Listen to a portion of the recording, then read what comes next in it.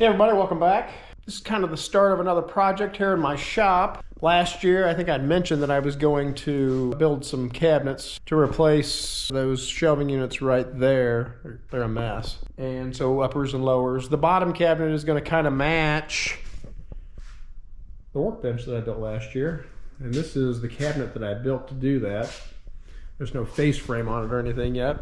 And I haven't got the organizer's box yet, but that's what that's going to be. I'm going to build a matching bottom cabinet that goes beside this one that will be the same size. It'll just have a couple drawers with organizers and some shelves built in it with doors that cover it. Anyway, it'll be regular cabinet height. I'll put some bar stools over there so I have a nice spot to sit and do some work, computer or whatever, and I think it'll be a nice addition to the shop. So when I get going on this other cabinet, I'll film the highlights so that you guys can see it out there. Alright, so I got to cut the dado, this dado right here in the bottom board here for this upright. And then these two side pieces get dados right there. This is 3/4 inch plywood, so I'm going to put the dados in 3/8, halfway, 3/8 of an inch deep. I got another dado to make over here on this side, so they fit together right.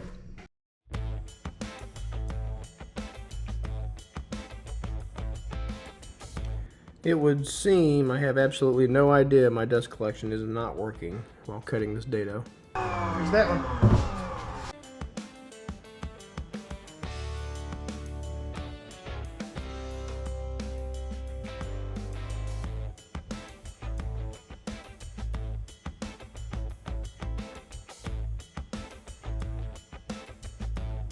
Still no dust collection, but the dados turn out clean.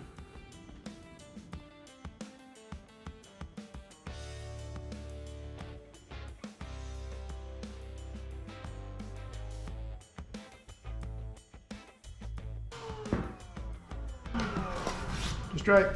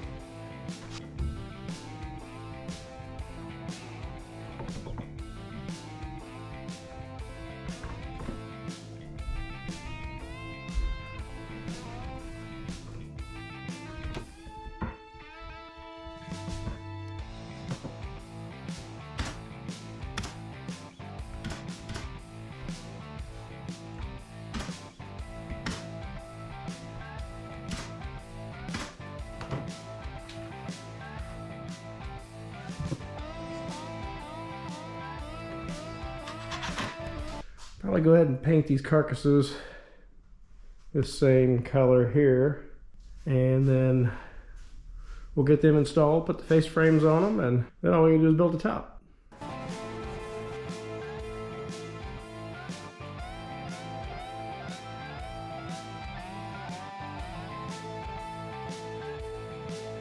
Shim the bottoms of them, make this thing level, clamp it together. So I think I'll screw these cabinets together and then run some tack cons into the wall to secure it. So it's a concrete wall that I'm going to be attaching these to, so I'm just going to use these 3/16, 3 1/4 inch tack cons.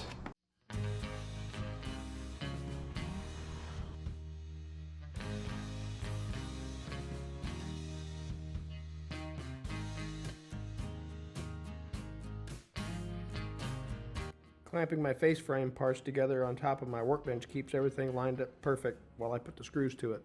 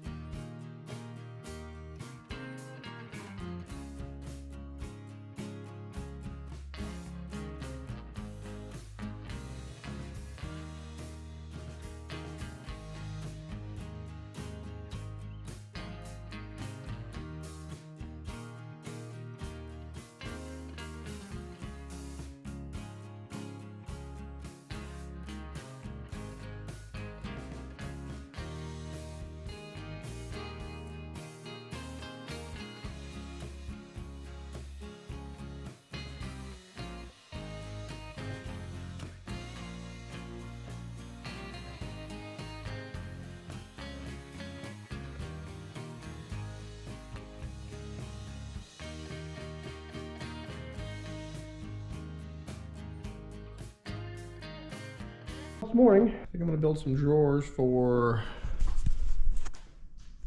that half of my new cabinets. I'm going to put a drawer here and a drawer here, and there'll be cabinet doors below it for storage underneath. I think this drawer here I'll do a double slide so that you can get like this effect here, where you pull the drawer out and it has storage on top, storage underneath. I was going to do it both drawers, but I just don't think that I need that. The doors and the drawers that I'm going to put in there will be flush with the face frame.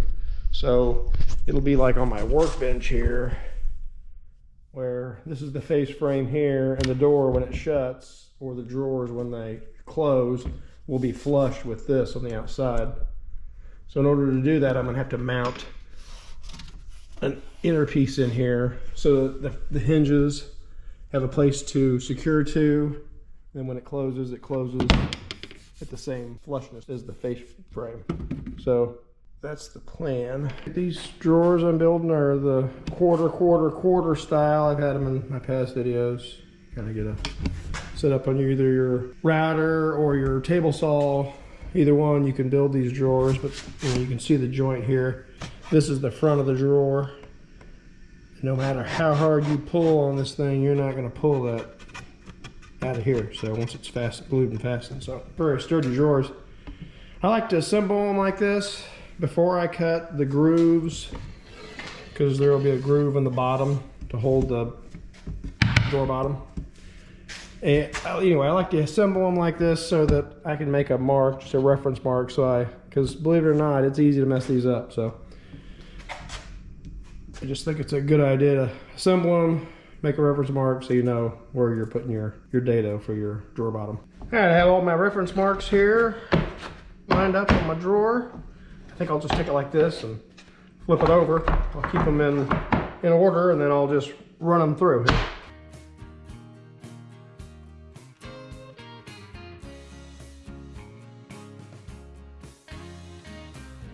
I thought I'd try something new on these drawers. It's not really new, it's something that I saw on my last house on the cabinets and the drawers. When they put the bottom in, this drawer is upside down right now, so the bottom goes in this dado here. When they put the bottom in, they had cut this off just above the dado, so that when you can go ahead and assemble the frame of the drawer, and then you can slide the bottom in and then tack it across here, and it just seemed like that really sturdied it up. And you could, at that point, you can adjust square. So I'm gonna try that, I think. So I'll take the backs of the drawers at the dado and I'll just trim this off so that I can slide the bottoms in. I'll show you what I'm talking about whenever I cut the bottoms. Just glue the joints and I'll pin nail it.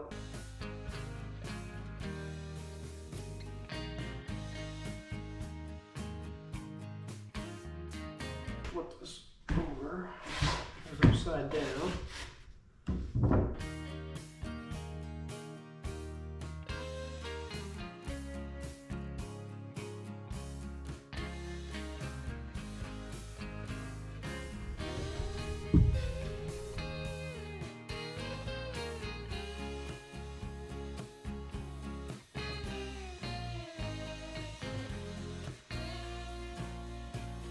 So this is what I was talking about. I got the drawer bottom here. Pick the best side for, the drawers is upside down, so you pick the best side, whichever side you want. I'm going to slide it in here.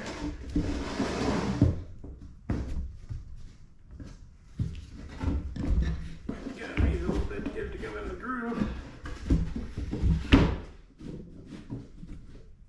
Alright, since we know that drawer bottom is square, if it's level, if it's even across there, we know it's good to go. Just squeeze just a little bit of glue up underneath there.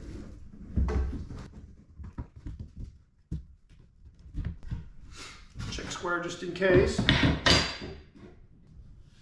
And it looks perfectly square.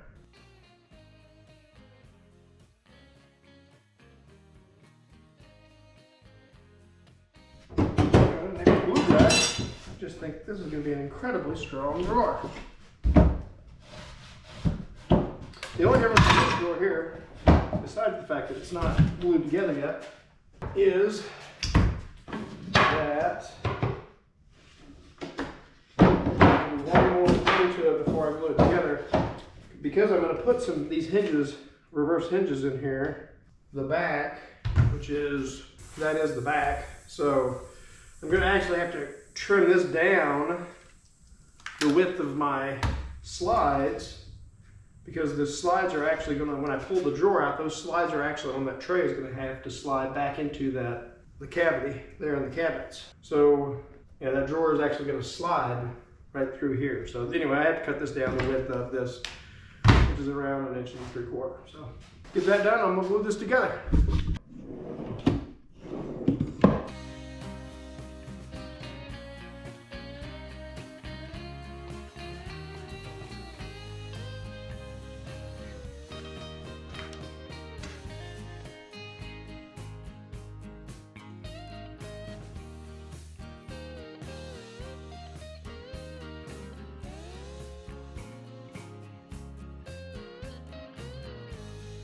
This Milwaukee track saw is my new best friend when cutting either odd-sized boards or large plywood. So much easier than trying to feed this stuff through my table saw.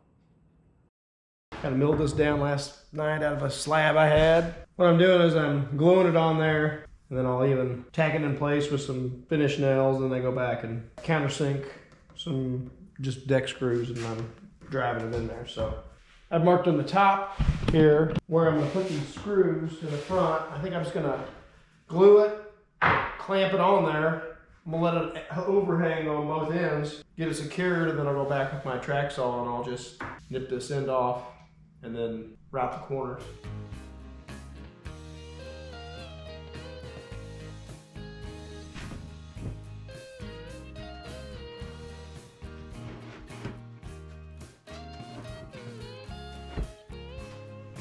Put a couple coats of shellac on this thing.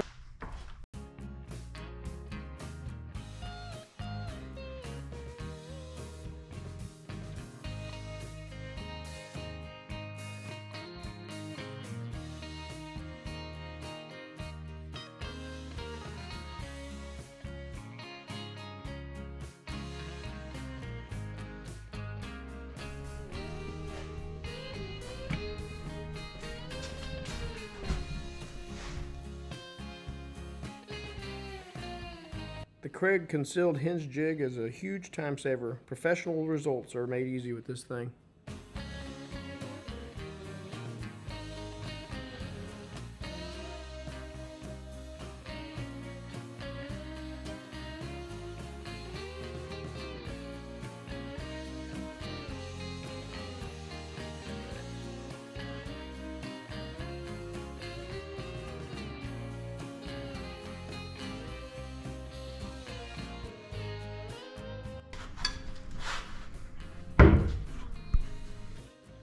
That's it for this video. I hope you enjoyed it. And if you did, or really even if you didn't, please subscribe. It makes a big difference for me.